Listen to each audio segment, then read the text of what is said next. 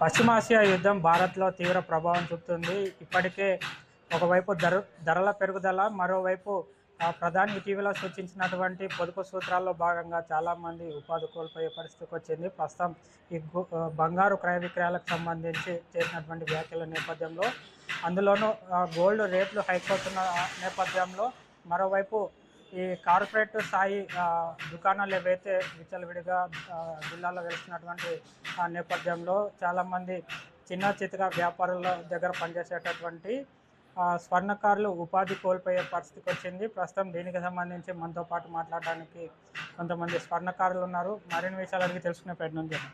అన్న, చెప్పండి అన్న, అసలు ఇప్పుడు ఈ ధరల పెరుగుదల ఒకవైపు, మరోవైపు పెద్ద పెద్ద కార్పొరేట్ స్థాయి దుకాణాలు వచ్చిన నేపథ్యంలో ఈ రెడీమేడ్ బంగారు నగలు ఏవైతే అందుబాటులోకి వస్తున్నాయో చాలా వరకు మీరు ఉపాధి కోల్పోతున్నారని ఆందోళన చేస్తున్నారు. దీనికి ప్రధాన కారణం ఏంటి? అదండి, పైనుంచి రెడీమేడ్ ఐటాలు ఎక్కువ వస్తున్నాయి. అది కాక మాకు కూడా పనులు తక్కువ అయిపోతున్నాయి. ఇవి పెద్ద పెద్ద వ్యవస్థలు వచ్చినప్పటి నుంచి మాకు కూడా కొద్దిగా దెబ్బ పడుతుంది, పనులు రాకుంటున్నాయి. దీనికి ఏదో ఒక రకంగా గవర్నమెంట్ స్పందించి మాకు ఏదైనా ఉపాధి కల్పించాలని కోరుకుంటున్నాం. గతంలో అంటే రెడీమేడ్ ఐటమ్ అనేది ఏది లేకుంటుండే, ఏది చేయాలన్నా కూడా ఒక వర్కర్స్ మీద ఆధారపడి ఉంటుండే, కాబట్టి మాకు వర్క్ బాగానే ఉంటుండే. ఇప్పుడు రేట్ ఎక్కువ కావడం వల్ల అంత పనులు కూడా చాలా వరకు తగ్గిపోయినాయి. ప్రతి ఒక్కరికి కూడా చాలా వర్క్ చేసేటోళ్ళకి చాలా ఇబ్బంది అయిపోయింది. ఇందువల్ల దీనికి తోడు బంగారు ధరల పెరుగుదలకు తోడు ప్రధాని ఇటీవల కొన్ని వ్యాఖ్యలు చేశారు. ఏడాది పాటు బంగారు కొనడంలో కొంత తగ్గించాలని చెప్పిన నేపథ్యంలో ఆ రకంగా బంగారు కొనుగోలు తగ్గాయా? ఆ తగ్గిన నేపథ్యంలో మీకు ఉపాధి కూడా కోల్పోయే పరిస్థితి వచ్చిందా నిజంగానే? అలా ఏం లేదు, వారు చెప్పినందుకు అనగా ఏం లేదు. ఈ రేట్ల వల్ల చాలా ఎక్కువ కావడం వల్ల చాలా వరకు పనులు తగ్గినాయి.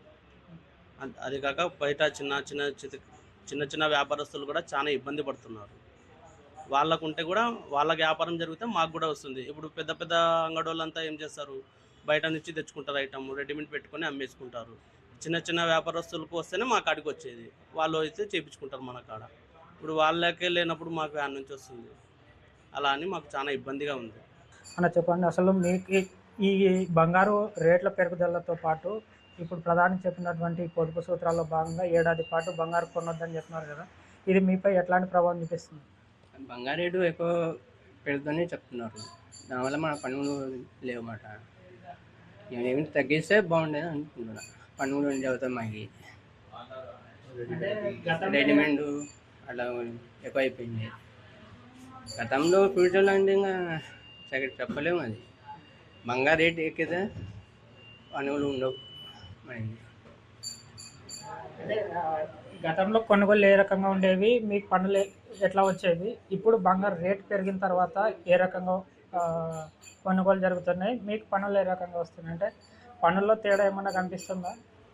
పనుల్లో తేడా అంటే ఇంతకుముందు కొంచెం బాగుండే, ఇప్పుడు అంత లేదు. ఇంకా ఫ్యూచర్లో మనం చెప్పలేము. అది అట్లా ఉండే పనులు కొంచెం బంగారు దగ్గర రేటు తగ్గితే పనులు జరుగుతాయి మనకి. అలాగే రెడీమేడ్ కూడా కొంచెం ఎక్కువ అయిపోతుంది. ఏమైనా చేస్తే రేట్ కొంచెం తగ్గితే పనులు ఏమైనా జరుగుతాయని కొంచెం ఆలోచన మనకి. రేట్ కొంచెం తగ్గాల, రెడీమేడ్ కొంచెం రాకుండా చేస్తే బాగుంటుంది.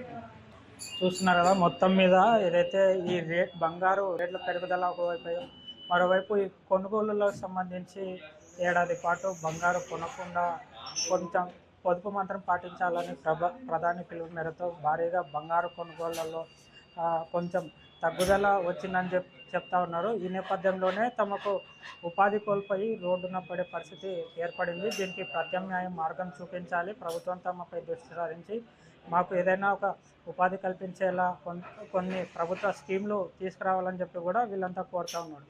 వీడియో జర్నలిస్ట్ అశోక్తో మురళీకృష్ణ, YK TV, కర్నూలు జిల్లా.